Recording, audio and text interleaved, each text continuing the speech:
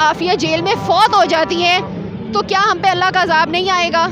اور آپ یہ سوچیں کہ جب اگر انشاءاللہ اور اللہ نے ڈاکٹر عافیہ کو ایسے ہی نہیں زندہ رکھا ہوا، انہوں نے اتنی تکلیفیں دیکھی، انہیں گولی لگی، سب کچھ ہوا، لیکن جب ڈاکٹر عافیہ انشاءاللہ واپس آئیں گی تو وہ آ کے اپنی ماں کا پوچھیں گی تو ان کو کیا بتائیں گے کہ آپ کی والدہ فوت ہو گئی، آپ کے انتظار میں آپ کی والدہ فوت ہو گئی؟ یہ کتنی دکھ کی بات ہے۔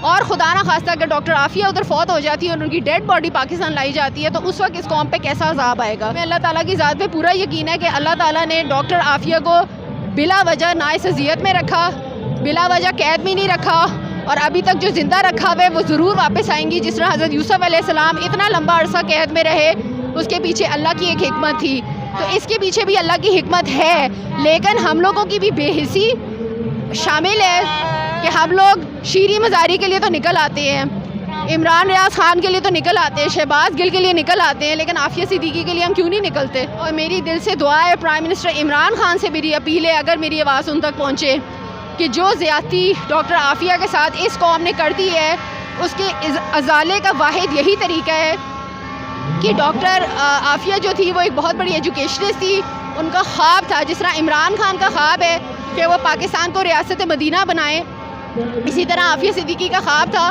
کہ وہ کراچی کو ایجوکیشنل سٹی بنانا چاہتی تھی، پاکستان کو دا سینٹر آف لرننگ بنانا چاہتی تھی، تو ان کو ان کے خواب واپس لوٹائے جائیں، ان کو رہا کرایا جائے، ان کو یہاں پہ لا کے ریہیب میں ڈالا جائے، ان کی صحت اور ان کی ساری چیزوں کا وہ کیا جائے، ان کو ریہیب کیا جائے، اور اس کے بعد ان کو تا حیات، جس طرح عمران خان کے لیے ہماری دعا ہے، ہمیں پرواہ نہیں ہے کہ پاکستان میں پرائم منسٹر سسٹم ہے، پریزیڈینشل سسٹم ہے، کون سا سسٹم ہے، ہم چاہتے ہیں کہ جب تک عمران خان کی زندگی ہے ہمارے سروں پہ عمران خان کی لیڈرشپ ہو۔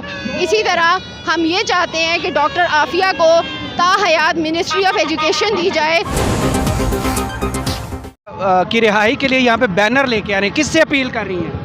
میرا نام محمد ہے اور ہم اپنے بہت ہی beloved prime minister Imran Khan سے اپیل کر رہے ہیں۔ پرائم منسٹر ہم اس لیے کہہ رہے ہیں کہ ہمارے لیے تو ابھی بھی وہ پرائم منسٹر ہیں، جس دھوکے سے ان کی حکومت کو گرایا گیا ہے ہم نہیں مانتے، ہم اس انلیگل کرپٹ امپورٹڈ حکومت کو نہیں مانتے۔ پرائم منسٹر عمران خان کو ہم یہ کہنے آئے ہیں کہ جشن آزادی کے موقع پر جہاں پہ ہمارے سروں پہ یہ امپورٹڈ حکومت مسلط ہے، اور ہم اپنے آپ سے سوال کرتے ہیں کہ جب انسان کے پاس آزادی نہ ہو تو جشن آزادی کیسا؟ تو ڈاکٹر عافیہ صدیقی بھی 19 سال ہو گئی ہیں امریکہ کی قید میں ہیں، تو جب گھر کی بیٹی اغیار کی قید میں ہو تو جشن آزادی کیسا؟ اور ان 19 سالوں میں چلیں 5 سال تو کسی کو نہیں پتہ تھا کہ ڈاکٹر عافیہ صدیقی کہاں پہ ہیں۔ 2008 میں ان کا پتہ چلا، اور پتہ بھی کس نے لگایا؟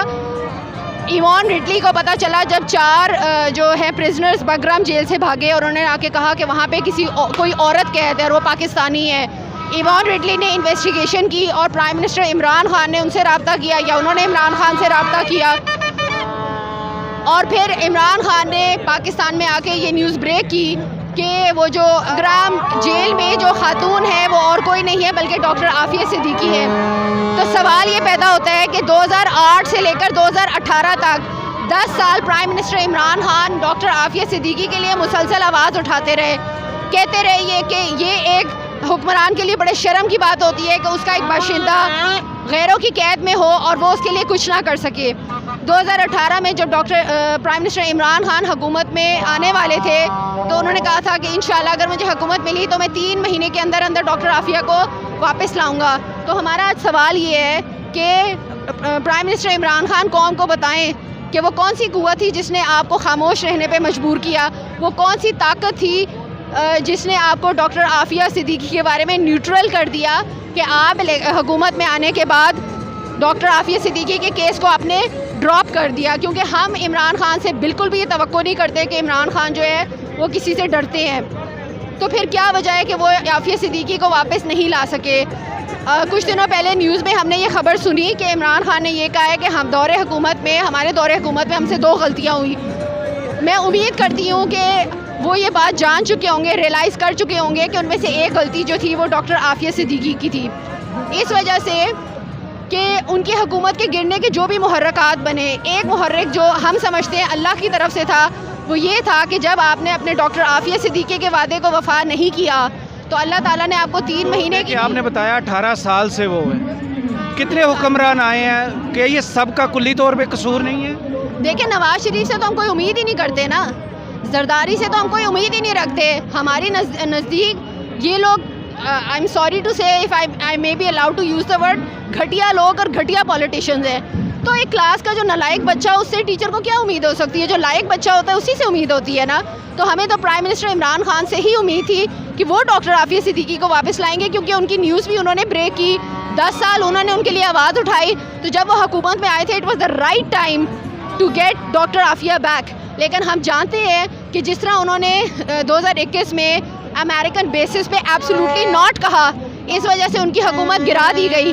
اسی طرح ہم سمجھتے ہیں کہ 2018 میں جب انہوں نے آ کے ڈاکٹر عافیہ صدیقی کی رہائی کی بات شروع کی ہوگی, تو ان کے اوپر اسٹیبلشمنٹ کی طرف سے پریشر آیا ہوگا کہ اگر آپ نے ڈاکٹر عافیہ صدیقی کی بات کی تو ہم آپ کا ساتھ نہیں دیں گے, یعنی کہ دوسرے الفاظ میں ہم آپ کی حکومت کو ختم کر دیں گے. تو پرائم منسٹر عمران خان نے اس بات پہ کمپرومائز کر لیا جو کہ ان کو کمپرومائز نہیں کرنا چاہیے تھا. ہو سکتا ہے انہوں نے یہ سوچا ہو کہ میں ریاست مدینہ بنانا چاہتا ہوں, میرا اتنا بڑا خواب ہے, اگر میری حکومت گر گئی تو میں ریاست مدینہ کیسے بناؤں گا. عمران خان کو یہ بات یاد رکھنی چاہیے تھی. دیکھیں وہ بھی انسان ہے, ان سے بھی غلطی ہو سکتی ہے.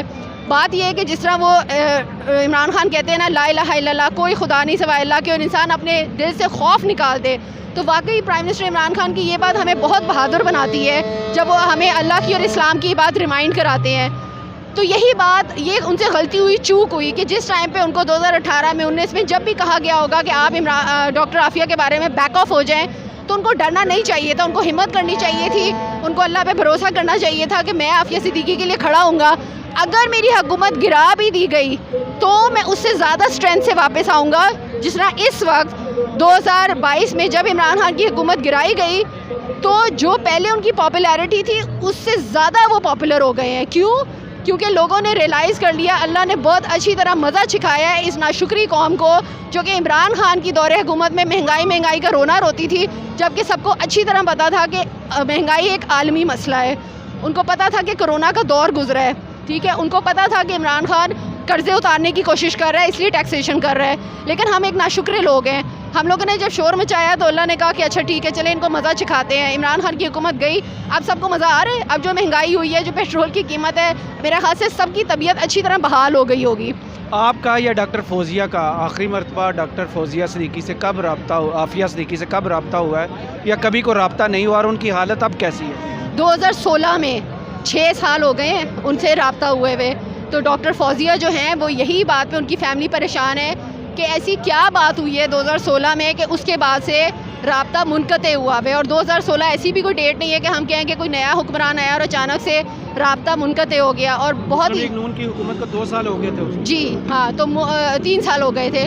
افسوس کی بات یہ ہے کہ ڈاکٹر فوزیہ صدیقی کی والدہ بیچاری اپنی بیٹی کا انتظار کرتے کرتے اسی سال 2 جولائی کو 2022 جس دن پریڈ گراؤنڈ میں عمران خان کا جلسہ تھا, اس صبح ان کی ڈیتھ ہو گئی ہے ڈاکٹر فوزیہ کی والدہ کی.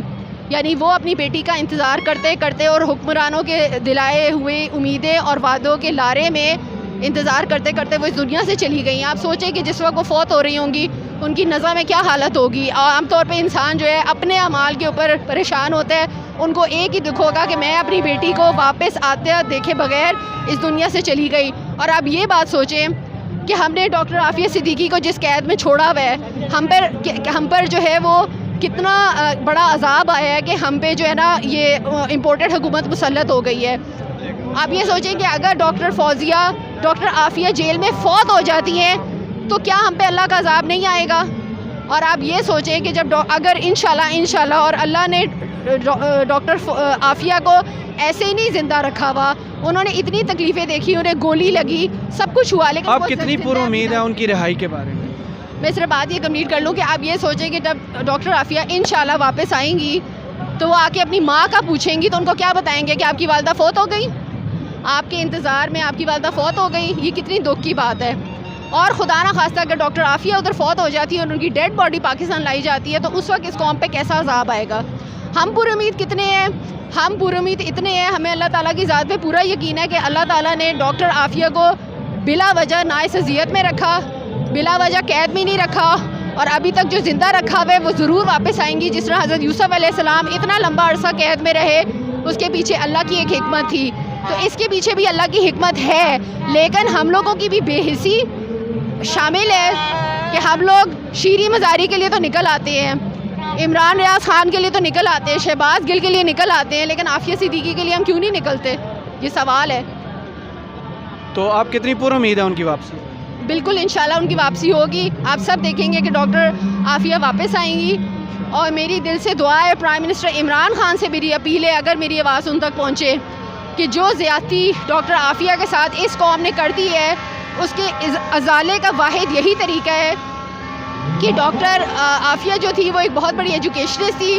ان کا خواب تھا, جس طرح عمران خان کا خواب ہے کہ وہ پاکستان کو ریاست مدینہ بنائے, اسی طرح عافیہ صدیقی کا خواب تھا کہ وہ کراچی کو ایجوکیشنل سٹی بنانا چاہتی تھی, پاکستان کو دا سینٹر آف لرننگ بنانا چاہتی تھی. تو ان کو ان کے خواب واپس لوٹائے جائیں, ان کو رہا کرایا جائے, ان کو یہاں پہ لا کے ریہیب میں ڈالا جائے, ان کی صحت اور ان کی ساری چیزوں کا وہ کیا جائے, ان کو ریہیب کیا جائے, اور اس کے بعد ان کو تا حیات, جس طرح عمران خان کے لیے ہماری دعا ہے, ہمیں پرواہ نہیں ہے کہ پاکستان میں پرائم منسٹر سسٹم ہے, پریزیڈینشل سسٹم ہے, کون سا سسٹم ہے. ہم چاہتے ہیں کہ جب تک عمران خان کی زندگی ہے ہمارے سروں پہ عمران خان کی لیڈرشپ ہو. اسی طرح ہم یہ چاہتے ہیں کہ ڈاکٹر عافیہ کو تا حیات منسٹری آف ایجوکیشن دی جائے, تاکہ ان کے ساتھ جو زیادتی ہوئی اس کا ازالہ ہو اور وہ اپنے ایجوکیشن کے خواب پورے کر سکیں. بہت شکریہ. السلام علیکم.